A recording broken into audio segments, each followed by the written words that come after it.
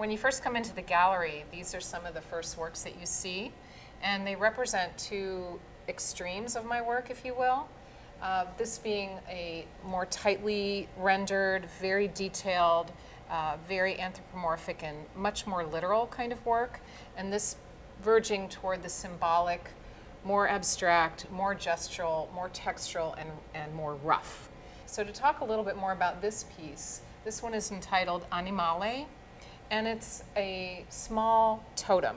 You have to get up very close in order to see the detail in this work, but there are figurative, hybrid, animal-like forms. It's a very shamanistic kind of piece, and coming toward the beginning of the work, it really kind of set the tone for me about what I was going to explore.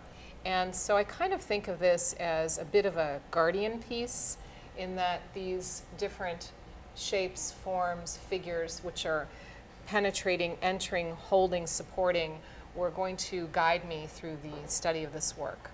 These are the newest works for the show, and at the same time, they go back to an older period of time for me.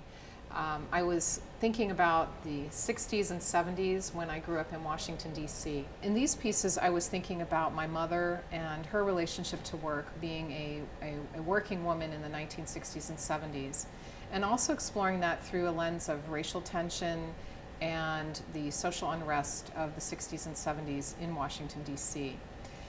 In order for my mother to work, she needed to have someone to take care of me as well. So we had someone employed by us who was my primary caretaker when my mother wasn't around, and she was an African-American woman.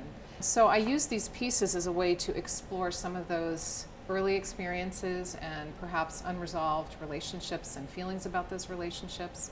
And so embedded in the paint surface are envelopes that were used in my mother's work. She was a bank teller. I took the envelopes and I opened them up, and it turned into kind of a shield shape, which is barely discernible underneath the collage and the reworking. I also layered a lot of images of the 1960s that I had taken from books and archives, mixed with family photographs. What I was looking for finally in resolving these works was a way to form a new symbolic language.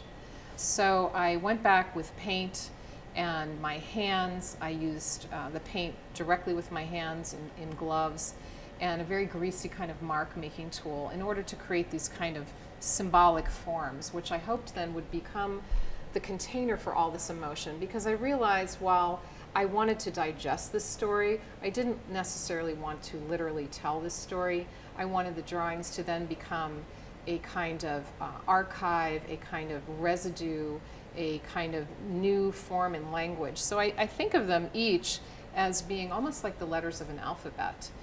Some of them take on a little bit more figurative resemblance.